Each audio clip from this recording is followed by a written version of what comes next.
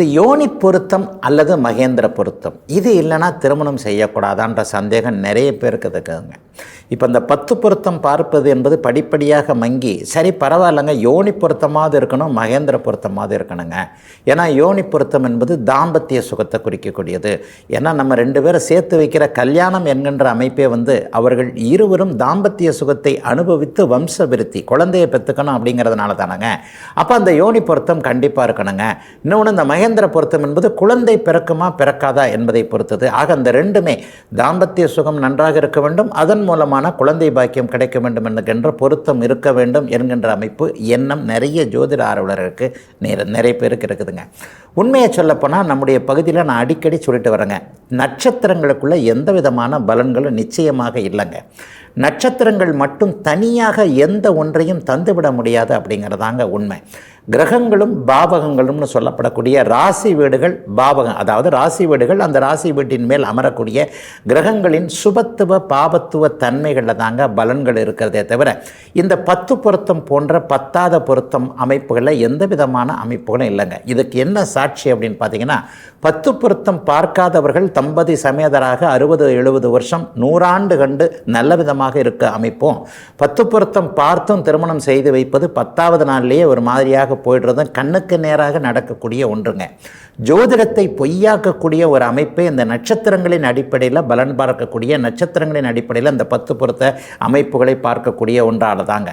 உண்மையை சொல்லப்போனால் அந்த காலத்தில் அத்தை பையன் மாமா பையனுக்குள்ளே தாங்க கல்யாணம் நடந்தது. யாரும் குடும்பத்துக்கு வெளியில் பொண்ணு எடுக்கலை, பொண்ணு கொடுக்கல. அந்த மாதிரி நேரங்களில் நல்லா தெரிஞ்ச ஒரு மணமகனுக்கு ஒரு பெண்ணை கொடுத்து கொண்டிருந்த காலத்தில் பெண்களுக்கு ஜாதகமே எழுதாத காலத்தில் பெண்களுக்கு ஓட்டுரிமையே இல்லைங்க. 30 வருஷமாக தானங்க பெண்கள் படிக்கிறாங்க, 30-40 வருஷமாக தானங்க பெண்களுக்கு மெதுவான ஒரு விழிப்புணர்வே வந்துக்கிட்டு இருக்கு. ஆனால் அந்த 10 பொருத்தம் என்பது 150-100 வருஷமாக 150 வருஷமாக வந்துக்கிட்டு இருக்கிறதுங்க.